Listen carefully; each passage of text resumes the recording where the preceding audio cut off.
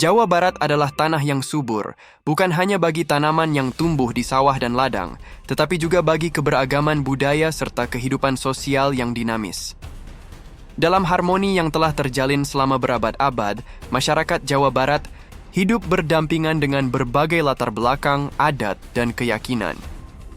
Namun, di tengah upaya pemerintah daerah untuk membangun tata kelola yang lebih baik, menjaga keseimbangan ekonomi, serta meningkatkan kesejahteraan rakyatnya, ancaman perpecahan dari kelompok-kelompok yang mengatasnamakan agama kembali mencuat. Di satu sisi, gubernur tengah sibuk dengan berbagai program pembangunan dan kebijakan strategis. Ia berusaha membangun infrastruktur yang lebih baik, menciptakan peluang kerja, dan memastikan layanan publik berjalan dengan baik. Baginya, kepemimpinan adalah tentang mengelola pemerintahan dengan profesionalisme, menghindari kegaduhan yang tidak perlu, dan menata masa depan daerah agar lebih maju.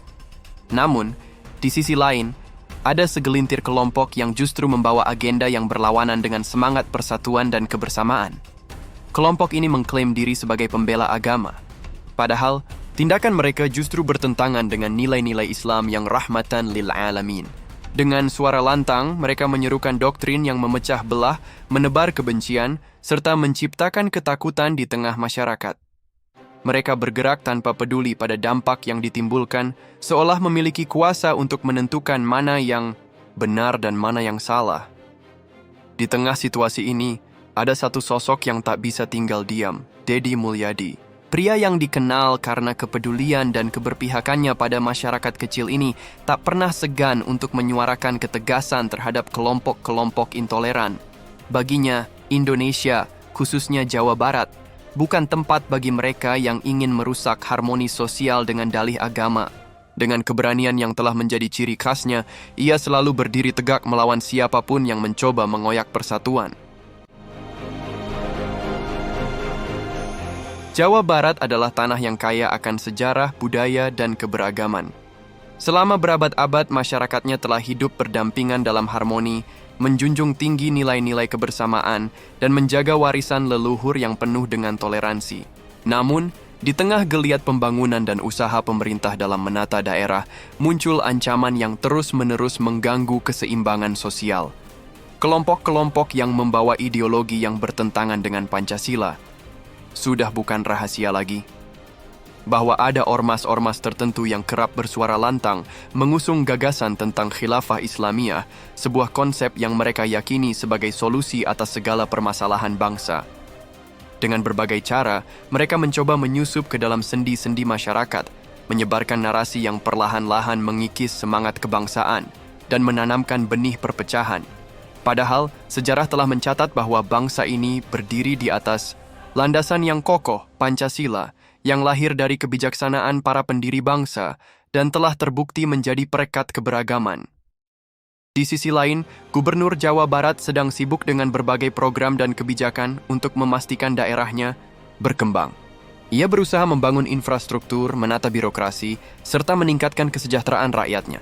Ia percaya bahwa kepemimpinan bukan hanya tentang berbicara, melainkan tentang bekerja nyata untuk kemajuan daerah. Namun, tanpa disadari, geliat kelompok intoleran ini semakin menguat, bergerak dengan cara mereka sendiri, seolah tak tersentuh oleh hukum dan aturan negara. Dalam situasi yang semakin memanas ini, ada satu sosok yang sejak lama dikenal sebagai pembela rakyat kecil dan penjaga nilai-nilai kebangsaan, Deddy Mulyadi.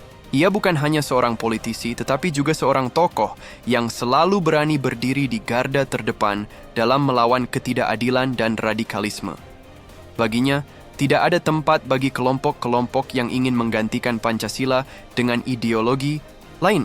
Ia tak segan-segan menyuarakan ketegasan meskipun harus berhadapan dengan tekanan dari berbagai pihak. Kini, masyarakat bertanya-tanya, apakah gubernur akan turun tangan dan bersikap tegas terhadap kelompok-kelompok ini?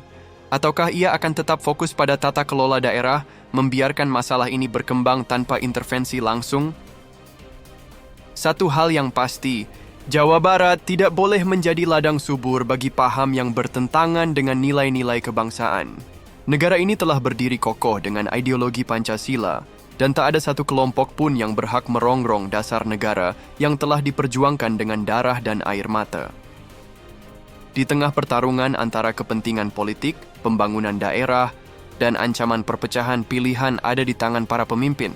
Apakah mereka akan bertindak demi kepentingan rakyat dan mempertahankan keutuhan bangsa, ataukah mereka akan membiarkan ancaman ini terus menggerogoti pondasi negeri? Jawa Barat, tanah yang kaya akan sejarah dan keberagaman, kini menghadapi ujian besar. Bukan hanya soal pembangunan infrastruktur atau peningkatan kesejahteraan rakyat, tetapi tentang bagaimana mempertahankan persatuan di tengah ancaman kelompok-kelompok yang membawa paham intoleran. Selama berpuluh-puluh tahun, ormas-ormas ini tumbuh subur, menyusup ke dalam berbagai lapisan masyarakat, dan dengan lantang menyuarakan ideologi yang bertentangan dengan Pancasila. Mereka berbicara atas nama agama, namun tindak tanduk mereka jauh dari nilai-nilai rahmatan lil alamin. Sudah bukan rahasia lagi bahwa kelompok-kelompok ini kerap menyerukan khilafah Islamiyah, berusaha menggantikan sistem yang telah mengikat bangsa ini dalam bingkai kebinekaan. Dengan berbagai cara, mereka menyebarkan propaganda, menanamkan pemikiran eksklusif, dan membangun jaringan yang semakin luas.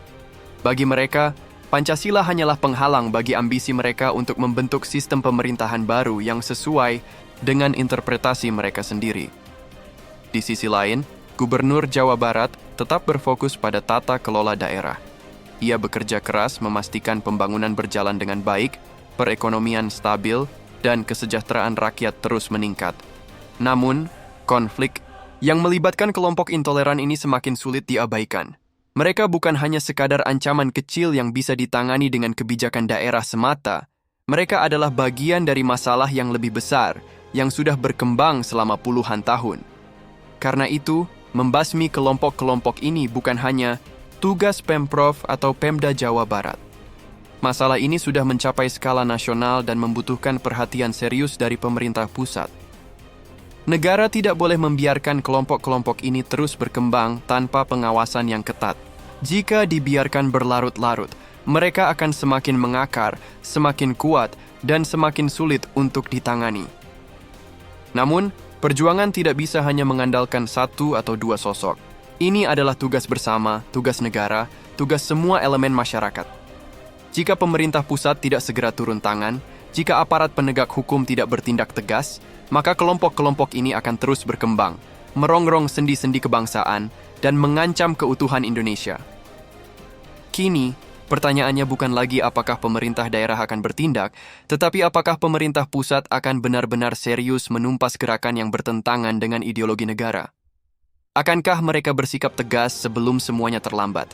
Ataukah mereka akan terus membiarkan ancaman ini tumbuh, hingga akhirnya menjadi api yang sulit dipadamkan?